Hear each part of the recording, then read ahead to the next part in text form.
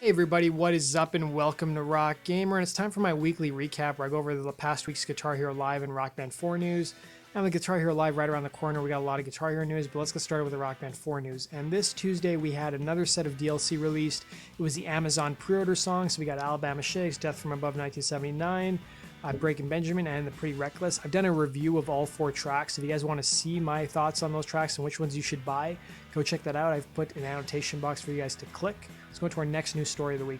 We also learned yesterday that Harmonix is planning a patch for probably the end of October for Rock Band 4 to fix a lot of issues that players are having. So they said they're going to fix some issues, including the ones where the Beatles guitars would not auto-calibrate. They would fix issues where character previews might not pop up in the overshell during gameplay. They're going to fix a font issue with certain symbols in the lyrics. They're also going to fix the lefty flip cymbal issue with the Guitar Hero drums. They're also going to fix an issue where people playing some songs with intentional missing parts would result in a crash. And I guess some players on the PS4 who have more than 2,000 friends are unable to view in-game leaderboards.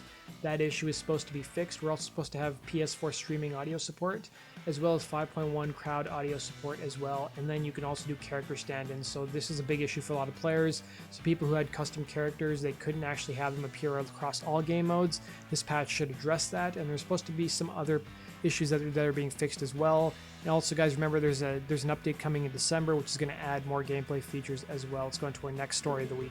We also got some preliminary sales numbers for Rock Band 4. So in the UK, it was number 10 of the best-selling games of last week.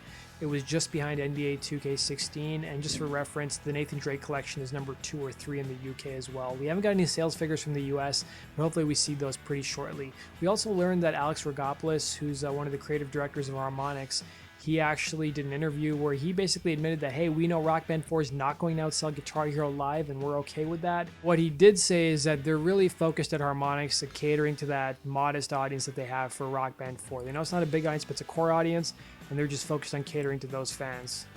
Also learned a little bit more about the $15 million loan that Harmonix got just before Rock Band 4 came out. Steve Janiak, who's the CEO of Harmonix, gave an interview, and he basically said there was 2 companies that really gave them the $15 million, and they seem to talk a little bit about their excitement for Apple TV and them launching Beat Sports, as well as how VR is going to be a big focus for the studio. And for your guys' information, the 2 companies that lend Harmonix the money is the Foundry Group and Spark Capital. So he says definitely good. The money's going to be helpful as the studio aims to get on board with virtual reality. No other information was really provided beyond that, so we'll have to see hopefully if they talk about that more in the future. We also learned this week that the Rock Band 4 Pro drum cymbals are now available for pre-order.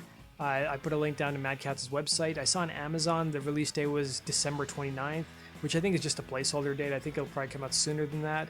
And then we also learned from Harmonix that Rock Band Network songs will not transfer over to Rock Band 4. So it seems like if you bought songs like Third Eye Blind, Seether, Rival Sons, and you're disappointed like I am, you're not going to be able to get those songs in Rock Band 4, unfortunately.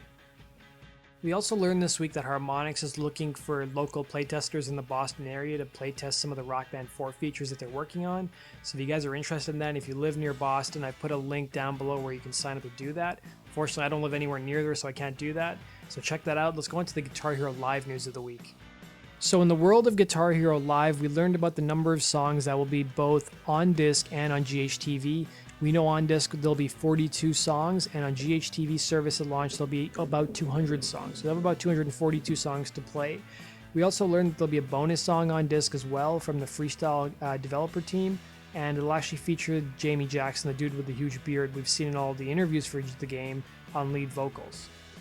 The hardest songs are going to be on the game. The developers for Guitar Hero Live did an interview, and they identified 3 of the hardest songs. We know it'll be Cry of Achilles from Alter Bridge, Hangar 18 from Megadeth, and Ghost Walking from Lamb of God. I believe all these songs are going to be on GHTV.